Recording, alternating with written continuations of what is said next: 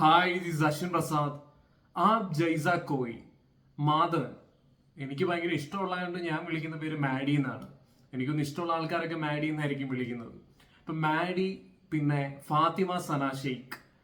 ഫാത്തിമ നേരത്തെ ദെങ്കലിലൊക്കെ അഭിനയിച്ചൊരു കൊച്ചാണ്. അപ്പോൾ ഇവരാണ് മെയിൻ ക്യാരക്ടർ ചെയ്തിരിക്കുന്നത്. ഒരു റൊമാൻസ് കോമഡി ഡ്രാമയാണ് സിനിമ. നെറ്റ്ഫ്ലിക്സിലാണ് അത് സ്ട്രീം ചെയ്യുന്നത്. പക്ഷെ ഇതിനകത്തിൽ റൊമാൻസ് കോമഡിക്ക് ഉപരി കുറച്ച് പൊളിറ്റിക്സ് കാര്യങ്ങൾ സംസാരിക്കുന്നുണ്ട്. അതായത് ഈ മാധവന്റെ ക്യാരക്ടർ എന്ന് പറയുമ്പോഴത്തേക്കും കുറച്ച് ട്രഡീഷണൽ ആയിട്ടുള്ളൊരു കാര്യങ്ങൾ ഫോളോ ചെയ്യുന്ന ഒരാളാണ്.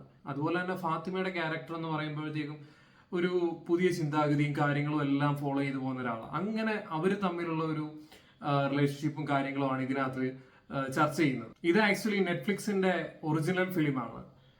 അപ്പോൾ അതിന്റെ ഒരു ക്വാളിറ്റി ഇതിനകത്ത് കാണാൻ പറ്റുന്നുണ്ട്. ഫ്രെയിംസ് ഒക്കെ ആണെങ്കിലും ടോട്ടലി എല്ലാം എടുത്തേക്കുന്നതൊക്കെ ഭയങ്കര റിച്ച് ആയിട്ടാണ്. ടെക്നിക്കലി വെല്ലാണ് ഈ പടം.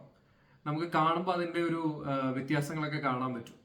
പിന്നെ ഇതിന്റെ മ്യൂസിക് ഒരു രക്ഷയില്ല, അടിപൊളിയായിട്ടാണ് മ്യൂസിക് ഒക്കെ ചെയ്തേക്കുന്നത്. പ്രത്യേകിച്ച് കുറെ എലമെന്റ്, കുറെ സ്ഥലത്ത് ഇങ്ങനെ ഇമോഷണലി നമ്മളെ അട്രാക്ട് ചെയ്യുന്ന കുറെ സീൻസ് ഒക്കെ ഉണ്ട്. അപ്പൊ അതിനകത്തിലൊക്കെ മ്യൂസിക് നന്നായിട്ട് വർക്കായിട്ടുണ്ട്. പിന്നെ ഫാത്തിമയുടെ കോസ്റ്റ്യൂം ഒക്കെ ആണെങ്കിലും നല്ല രസമുണ്ടായിരുന്നു. നന്നായിട്ട് ചേരുന്ന കോസ്റ്റ്യൂംസ് ഒക്കെയാണ് ഇതിനകത്ത്. മാധവന്റെ ആണെങ്കിലും ആ ഒരു ഏജിൽ, ഒരു 40 ഏജ് പ്ലസ് ആണ് പുള്ളിക്കാരന്റെ ഇതിനകത്ത്. അപ്പൊ ആ ഒരു ഏജിന്റെ ട്രഡീഷണൽ വേസ് ഒക്കെ പക്കയായിട്ട് പുള്ളിക്കാരന് ചേരുന്ന ടൈപ്പായിരുന്നു. ഞാൻ ആക്ച്വലി ഈ ഒരു പേര് കേട്ടപ്പോഴത്തേക്കും, ഇതിന്റെ ടൈറ്റിൽ കേട്ടപ്പോഴത്തേക്കും ഞാൻ വിചാരിച്ചു എന്തെങ്കിലും ഒരു സംഭവം ആയിരിക്കും. എനിക്ക് കൃത്യമായിട്ടൊരു മീനിങ് എനിക്ക് അറിയത്തില്ലായിരുന്നു. അപ്പൊ പിന്നെ വിക്കിപീഡിയ നോക്കിയപ്പോഴത്തേക്കും സമ്മൺ ലൈക്ക് യു എന്ന് പറഞ്ഞിട്ടുള്ള ഒരു ഇതാണ് കണ്ടത്. അപ്പോഴും ഞാൻ വിചാരിച്ചു വേറെ എന്തെങ്കിലും ആയിരിക്കും ഇതിനകത്ത്. പക്ഷെ അങ്ങനൊന്നും അല്ല. നമുക്ക് ആ ഒരു സിനിമ കാണുമ്പോൾ നമുക്ക് മനസ്സിലാവും എന്താണ് അവർ ആ ഒരു ടൈറ്റിൽ കൊണ്ട് ഉദ്ദേശിക്കുന്നതെന്ന്. ഇതിനകത്തിൽ മാരിയുടെ കുറെ എക്സ്പ്രഷൻസ് ഒക്കെ ഉണ്ട്. അത് കുറെ ഇമോഷണൽ സീൻസിലൊക്കെയാണ്. അത് നന്നായിട്ട് വർക്കൗട്ട് ആയിട്ടുണ്ട്. ശരിക്കും നമുക്ക് കാണുമ്പം കറക്റ്റ് ആ ഒരു സിറ്റുവേഷനിൽ ഭയങ്കര മാച്ചിങ് ആയിട്ട് പുള്ളി അഭിനയിക്കുന്ന പോലെ നമുക്ക് തോന്നും. ഇത് ഷൂട്ട് ചെയ്തേക്കുന്ന ലൊക്കേഷൻ ആണെങ്കിലും നല്ല രസമുണ്ടായിരുന്നു. നെറ്റ്ഫ്ലിക്സിന്റെ ആ ഒരു കളറിങ്ങും കാര്യങ്ങളോടെ എല്ലാം വന്നപ്പോഴത്തേക്കും ഭയങ്കര രസമുണ്ട് ഈ സിനിമ ഇങ്ങനെ കണ്ടിരിക്കാൻ. ഇതിനകത്തിൽ കുറച്ച് അൺവാണ്ടഡ് ആയിട്ടുള്ള പോർഷൻസ് ഒക്കെ ഉണ്ട്. ഇടയ്ക്കിടയ്ക്കൊക്കെ കുറച്ച് പോർഷൻ ഉണ്ട്. ഇതിന്റെ ഒരു ത്രെഡിലോട്ട് വരുന്ന സമയത്ത് കുറെ പോർഷൻസ് ഒക്കെ ഉണ്ട്. അതെനിക്ക് ഒട്ടും അങ്ങോട്ട് ഇഷ്ടപ്പെട്ടില്ല. ജസ്റ്റ് സ്കിപ്പ് ചെയ്തിട്ടാണ് ഞാൻ ഇങ്ങനെ കണ്ടത് കുറച്ച് ഭാഗം. കാരണം നമുക്ക് ഭയങ്കരമായിട്ട് അലോസരപ്പെടുത്തുന്നുണ്ട് കുറച്ച് സീൻസുകളൊക്കെ. പിന്നെ മാധവനെ ഇപ്പോഴും കാണുമ്പോൾ എന്നെ ഒരു ചാമിങ്ങാണ്. പണ്ട് കാണുമ്പോൾ എങ്ങനെയാണോ നമുക്ക് അനുഭവപ്പെട്ടത് അതുപോലെ തന്നെ നമുക്ക് ഇപ്പോഴും തോന്നുന്നുണ്ട്. പുള്ളിക്കാരൻ്റെ ഈ ഒരു ഏജിലും ഭയങ്കര രസമാണ് പുള്ളിക്കാരനെ ഇതിനകത്തിൽ കാണാനും. പുള്ളിക്കാരൻ്റെ സംസാരം, പുള്ളിക്കാരൻ്റെ വോയിസ് ഭയങ്കര ഒരു ഹൈലൈറ്റ് അല്ലേ, അതും ഭയങ്കര രസമാണ് ഇതിനകത്തിൽ.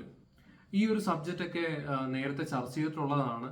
പക്ഷെ ഇതിൽ കാണുമ്പോഴത്തേക്കും കുറച്ചുകൂടെ നമുക്കൊരു ഇതിപ്പോഴും പറയേണ്ടതാണ്, എന്നും പറയേണ്ടതാണ് എന്ന് നമുക്ക് തോന്നുന്നു.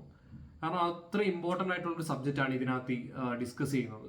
നമുക്ക് ചില സമയത്തൊക്കെ തോന്നത്തില്ലേ, ലൈഫിൽ ഒരു സെക്കൻഡ് ചാൻസ് കിട്ടിയിരുന്നെങ്കിൽ നന്നായിരുന്നേനെ, അല്ലെങ്കിൽ അവൻ ഒരു സെക്കൻഡ് ചാൻസ് കൊടുത്തിരുന്നെങ്കിൽ അവൻ ഇമ്പ്രൂവ് ആയേനെ, അവനൊന്ന് മാറിയേനെ, അവന്റെ ഒരു സാഹചര്യങ്ങളോ അല്ലെങ്കിൽ അവൻ വളർന്നു വന്ന രീതികളോ ഒക്കെയാണ് അവനെ ഇങ്ങനെ ആക്കി എടുത്തത്.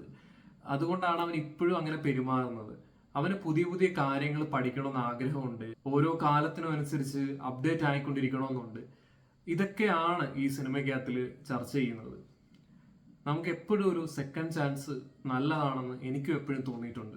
ടോട്ടലി ഒരു അണ്ടർ 2 hours നല്ലൊരു സിനിമയായിട്ട് എനിക്ക് തോന്നി. കുറച്ച് അൺവാണ്ടഡ് പോർഷൻസ് ഒക്കെ ഉണ്ട്. അത് ഒഴിച്ചു നിർത്തി കഴിഞ്ഞാൽ കണ്ടിരിക്കാൻ പറ്റുന്ന കുറച്ച് ഇന്ന് സംസാരിക്കുന്ന കുറെ കാര്യങ്ങൾ എടുത്ത് സംസാരിക്കുന്ന ഒരു നല്ല സിനിമയായിട്ടാണ് എനിക്ക് തോന്നിയത്.